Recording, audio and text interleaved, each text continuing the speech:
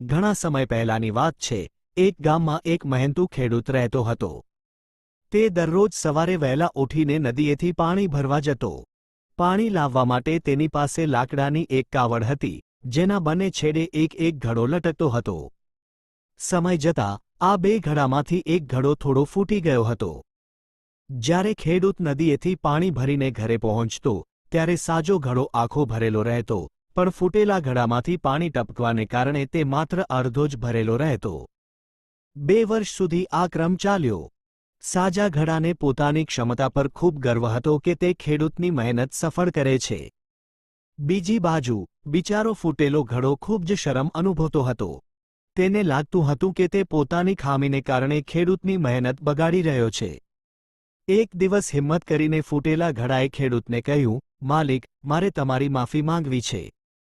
હું મારી ખામીને કારણે તમારું અડધું પાણી રસ્તામાં જ વેડફી નાખું છું। તમે મને બદલી નાખો। ખેડૂત સહેજ હસ્યો અને બોલ્યો, મિત્ર, તું ઉદાસ ન થા। આજે જ્યારે આપણે ઘરે પાછા ફરીએ ત્યારે તું રસ્તાની બાજુમાં ખીલેલા સુંદર ફૂલોને જોજે।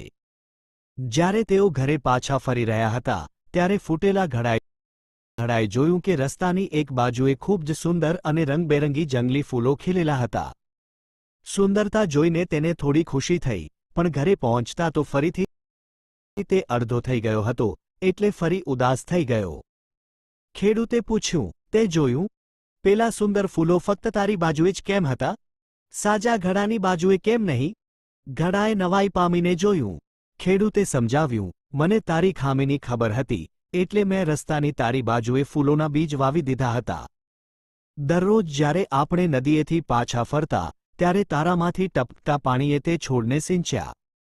આજે આ ફૂલોને કારણે જ રસ્તો આટલો સુંદર દેખાય છે। જો તું ફૂટેલો ન હોત, તો આ સુંદરતા ન હોત।